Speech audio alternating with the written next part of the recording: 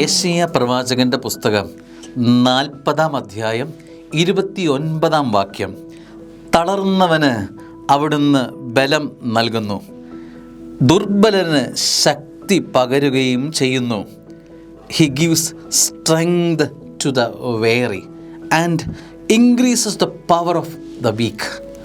സ്നേഹമുള്ള, തളർന്നവനെ കർത്താവ് വല്ലാതെ പ്രണയിക്കുന്നു എന്ന്, വല്ലാതെ സ്നേഹിക്കുന്നു എന്ന്.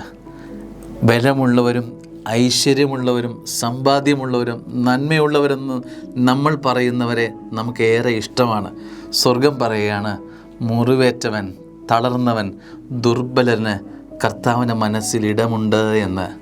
അവനെനിക്ക് പ്രിയപ്പെട്ടവരാണ് എന്ന്, അവർ വീണ്ടും എഴുന്നേൽക്കും എന്ന്, അവൻ്റെ തളർന്ന അനുഭവങ്ങൾ മാറി മറിയുമെന്ന്, അവൻ്റെ ദുർബലമെന്ന് പറയുന്ന അനുഭവങ്ങളെ ബലമുള്ളതാക്കി അഭിഷേകമുള്ളതാക്കാൻ കർത്താവ് കഴിയുമെന്ന്.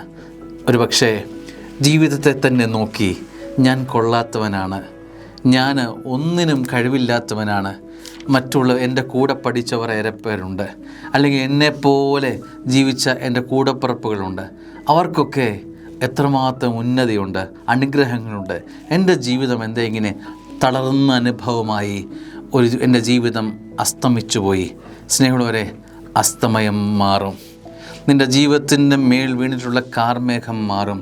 പ്രത്യാശ ജീവിതത്തിൽ പടരും. മഴവില്ല് നിൻ്റെ ജീവിതത്തിൽ മേൽ നിറയും. ഈ വചനം മാംസം ധരിക്കട്ടെ. ആമേൻ.